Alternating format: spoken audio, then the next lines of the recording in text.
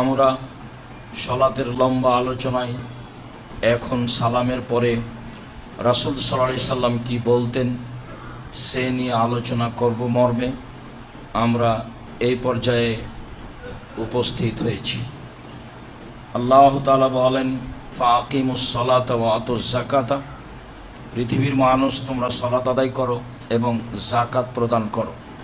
ওয়া তাসিমু বিল্লাহ, আর আল্লাহকে শক্তভাবে ধরো। অলসতা করে ইবাদত করলে আল্লাহকে শক্তভাবে ধরা হয় না। সামাজিকভাবে বিভিন্ন মতবাদ ঝগড়া ঝামেলায় থাকলে আল্লাহকে শক্তভাবে আঁকড়ে ধরা হয় না।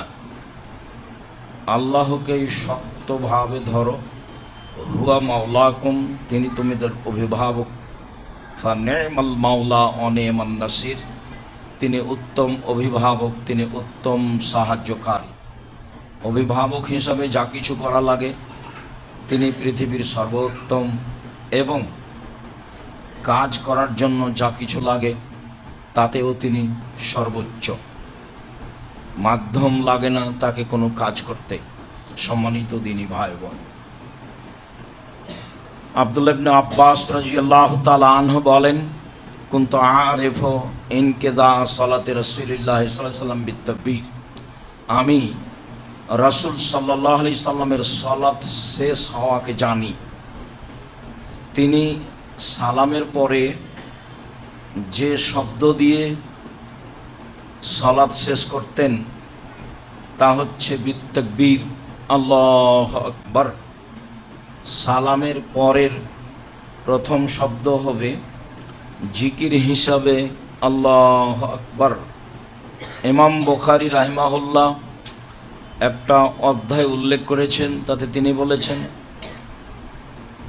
বাবু বাদা জিক্রিস সালাত, সালাতের পরে জিকির, সালাতের পরে তাসবিহ, সালাতের পরে ইবাদত দিয়ে তিনি অত্র হাদিসটি পেশ করেছেন যে ইবনে আব্বাস রাদিয়াল্লাহু তাআলা আনহু বলেন, আমি রাসূল সাল্লাল্লাহু আলাইহি সাল্লামের শেষ সালাতের শেষকে জানি, তা হলো বিতাকবীর, আল্লাহু আকবার।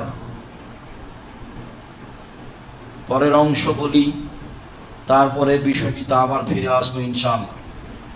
আয়েশা রাদিয়াল্লাহু তাআলা আনহা বলেন, কানান নবী সাল্লাল্লাহু আলাইহি সাল্লাম ইযা সাল্লামা লাম ইয়াকউদ ইল্লা মিকদারা মা ইয়াকুলু, আল্লাহর নবী যখন সালাম ফিরতেন তখন বসতেন না, তবে এতটুক যে তিনি বলবেন, আল্লাহুম্মা আনতাস সালাম ওয়া মিনকাস সালাম তাবারাকতা ইয়া যাল জালালি ওয়াল ইকরাম।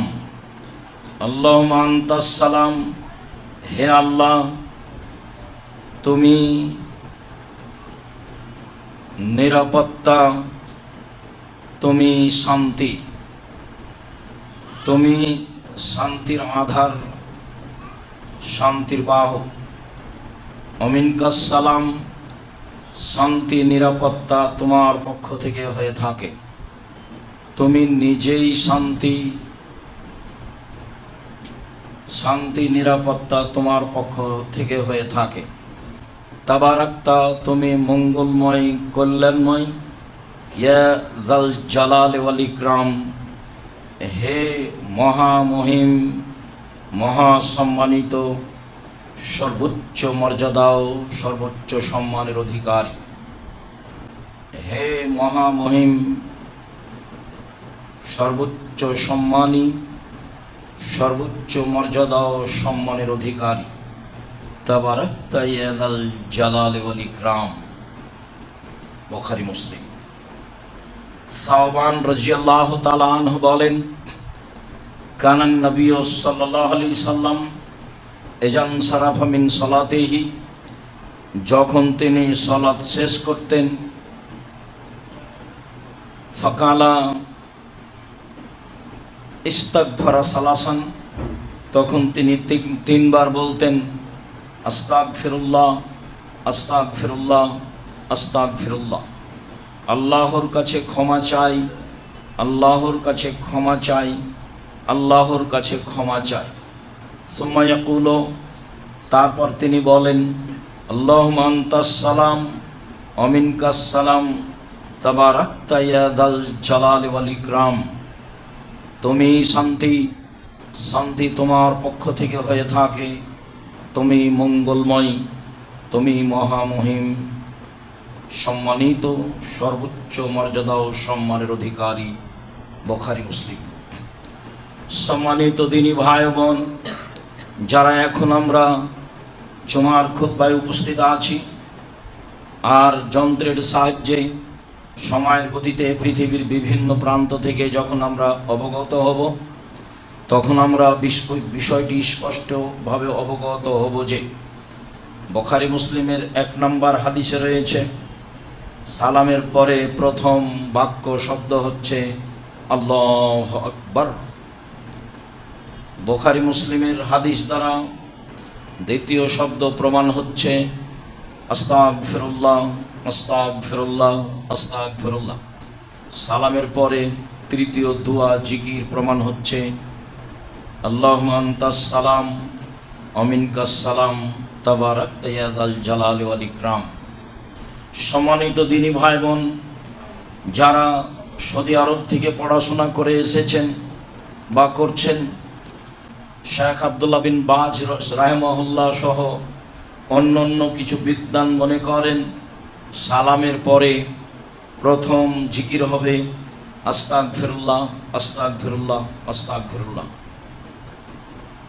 কোরআন হাদিসের ফয়সালা অনুযায়ী ভারত, বাংলাদেশ, পাকিস্তানের বিদ্বানেরা দীর্ঘদিন থেকেই এই হাদিস থেকে বুঝেছেন প্রথম শব্দ হবে আল্লাহু আকবার, তারপরে হবে আস্তাগফিরুল্লাহ, আস্তাগফিরুল্লাহ, আস্তাগফিরুল্লাহ, তারপরে হবে আল্লাহুম্মা আনতাস সালাম ওয়া মিনকাস সালাম তাবারাকতা ইয়া যাল জালালি ওয়াল ইকরাম।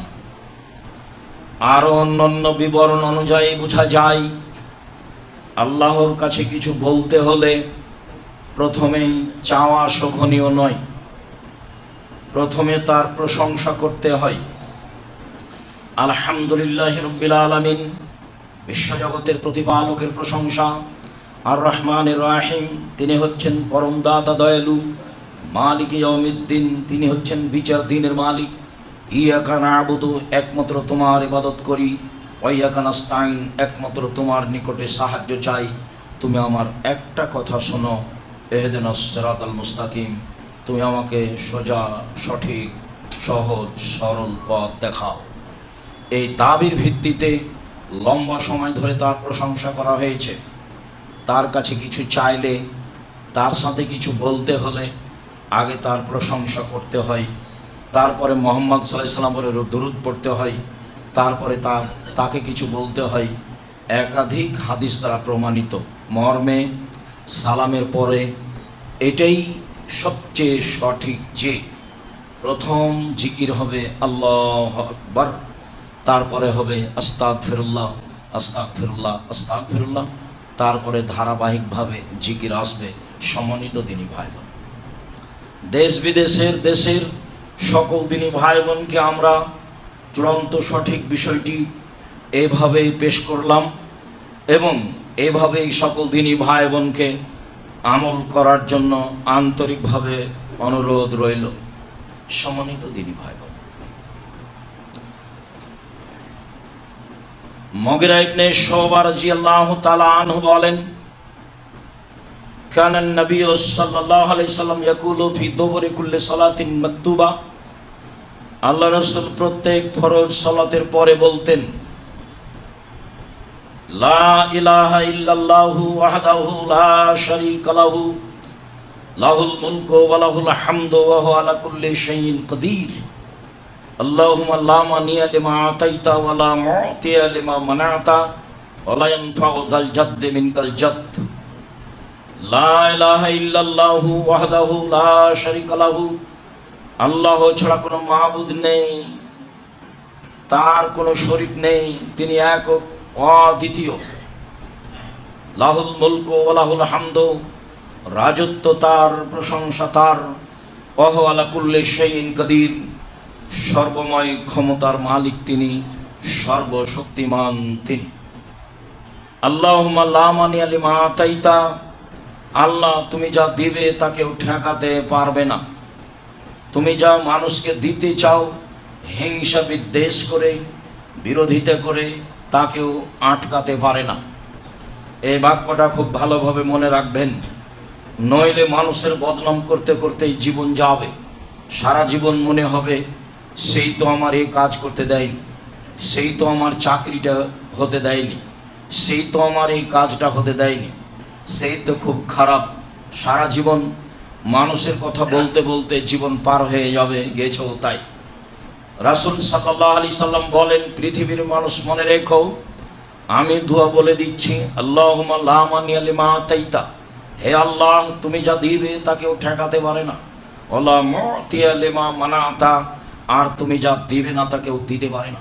এরকম কোনো মানুষের ক্ষমতা নেই। বাক্যকে এইভাবে বিশ্বাস করতে হবে। ওয়ালা ইয়ানফাউ যাল জাদ্দি মিনকাল জাদ, তোমার সামনে বিত্তশালীর অর্থ সম্পদ কোনো কাজে আসবে না। বুখারী মুসলিম। হে আল্লাহ তুমি যা দিবে তা কেউ ঠেকাতে পারে না, তুমি যা দিবে না কেউ তা দিতে পারে না। আর বিচারের মাঠে তোমার সামনে কোনো বিত্তশালীর অর্থ সম্পদ কোনো কাজে আসবে না। বুখারী মুসলিম। আমি তো এটা বিশ্বাস করি এবং আমি বাস্তব জীবনে সেটাই মনেও করি। বিশ্বাস আপনার জন্য একটু বলি, বাংলাদেশেও ঢাকা শহরে অনেকগুলো বড় বড় বিত্তশালী বড় বড় ব্যবসায়ী আছেন যারা সিগনেচার করতে জানে না। তার অধীনে অনেক মাস্টার ডিগ্রি পাস মানুষ, বিদেশ থেকে পড়ে আসা মানুষ স্বাভাবিকভাবেই কাজ করছে। বিদ্যা দিয়ে বুদ্ধি দিয়ে রুজি হয় না, বিদ্যা দিয়ে বুদ্ধি দিয়ে কোনো কাজ করা যায় না, বিদ্যা দিয়ে বুদ্ধি দিয়ে চালাকি সতর্কতা দিয়ে কোনো কিছু অবলম্বন করা যায় না, এ কথাই ঠিক। তবে লা ইয়ারুদ্দুল কাজা ইল্লা দুআ ইয়ালজুদ ফিল উমরি ইল্লাল বীর, বেশি বেশি চাইলে যেই সিদ্ধান্ত আছে সেটা পরিবর্তন করা হয়। পৃথিবী সৃষ্টির 50,000 বছর পূর্বে যা ভাগ্যে লেখা হয়েছে সেটাকে কেটে দেওয়ার জন্য একটা বড় মাধ্যম রয়েছে, তা হলো দোয়া প্রার্থনা। দিনরাত মুখখান বন্ধ করে থাকবেন না। চুপটি করে মুখখান থাকলে আল্লাহ পছন্দ করেন না। চায় না যে তার উপরে আল্লাহ অসন্তুষ্ট হন, চায় যে তার উপরে আল্লাহ সন্তুষ্ট হন। চাইলে সমস্যাটা কোথায়? শতবার চান না কেন? কি চান? রাতের 3 ভাগের 2 ভাগ পার হলে আল্লাহ তাআলা সপ্তম আকাশ থেকে প্রথম আকাশে নেমে এসে 3টা কথা বলেন, তুমি কিছু বলবে কি? বলো, আমি শুনব। 1, তুমি কিছু চাও কি? চাও, দিব। 2, 3, তুমি ক্ষমা চাও কি? চাও, ক্ষমা করে দিব। বুখারী মুসলিম। ফজরের আজান পর্যন্ত বলতে থাকে। যেহেতু আমি আল্লাহর এই মান মর্যাদা ক্ষমতাকে মূল্যায়ন করি না, কাজে আমার এমনিতে দিন কাটে, এটা স্বাভাবিক। আব্দুল্লাহ ইবনে জুবাইর রাদিয়াল্লাহু তাআলা আনহু বলেন, কানান নবী সাল্লাল্লাহু আলাইহি সাল্লাম ইয়াকুলু মিন ইনসিরাফি সালাতিহি আও বাদা সালাতিহি, রাসূল সাল্লাল্লাহু আলাইহি সাল্লাম সালাম ফিরার পরে যেসব জিকির করতেন তার এই জিকিরটিও ছিল, লা ইলাহা ইল্লাল্লাহু ওয়াহদাহু লা শারীকা লাহু লাহুল মুলকু ওয়া লাহুল হামদু ওয়া হুয়া আলা কুল্লি শাইইন কাদির, লা হাওলা ওয়া লা কুওয়াতা ইল্লা বিল্লাহ। বাহ্যিকভাবে আন্তরিকভাবে নড়াচড়া করার কোনো ক্ষমতা নেই আল্লাহর সাহায্য ছাড়া। কোনো অনিষ্ট কোনো অন্যায় থেকে বাঁচার কোনো পথ নেই আল্লাহর সাহায্য ছাড়া।